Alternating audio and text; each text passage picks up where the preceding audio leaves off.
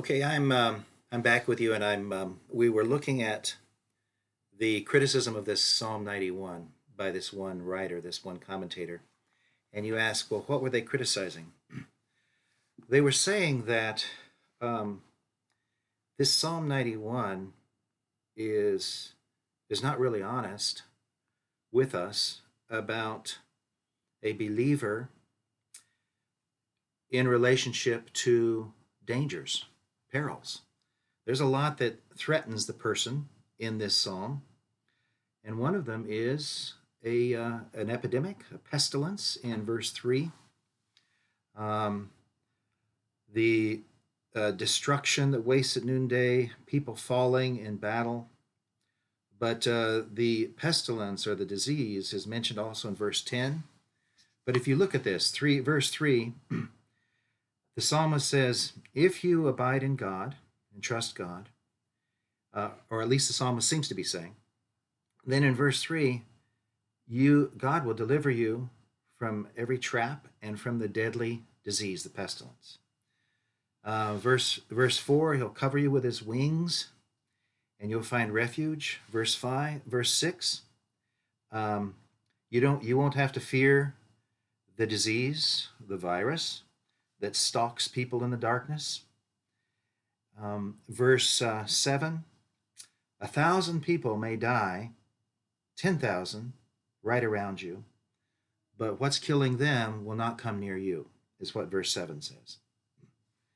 And then verse 10 says, no evil will come near you, no scourge, no pestilence, no disease will come near your tent, your house, where you live. And then verse 13 says, you will tread on the lion and the snake, the adder. You'll just walk on them. The lion and the serpent you will trample underfoot. Verse 14, God is saying, because the person clings to me in love, I will deliver them. I will protect them because they know my name.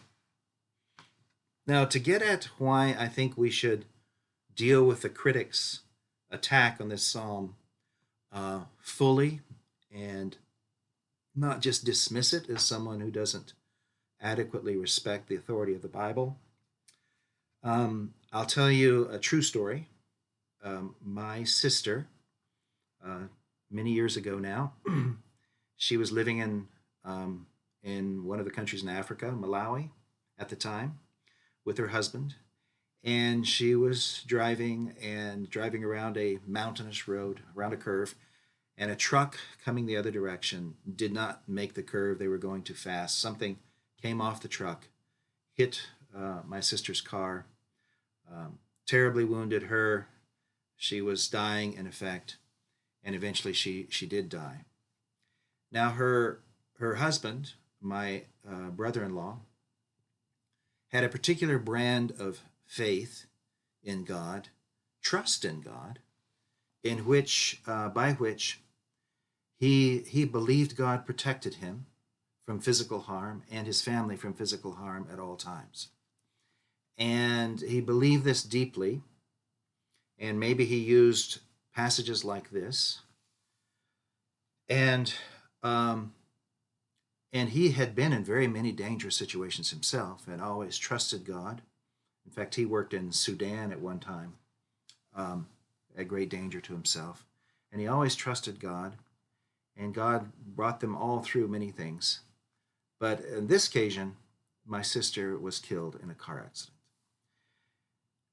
Now, the reason I'm telling you this story is that my brother-in-law, as a result of this, lost his faith. God protects us. I believe in God. God is a protector. God loves. He didn't protect my wife, Gary's sister, Karen. And so I no longer believe in that God. And he left the faith. Well, you say his faith was a little bit shallow, perhaps.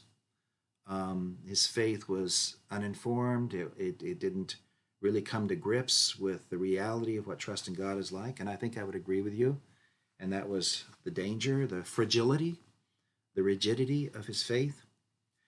But I think you see how my brother in law could have taken a passage like this, and you could see how he would conclude what he concluded, that led to this traumatic moment, not only in his personal life, my sister's death, but in his faith.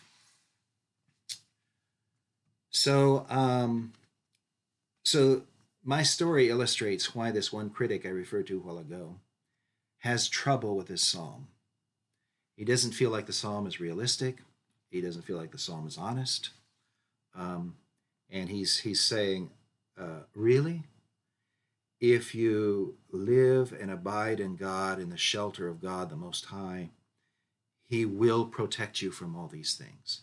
What will harm or kill someone else will not harm or kill you. Now, I think I'm going to have to continue this with the in the next video.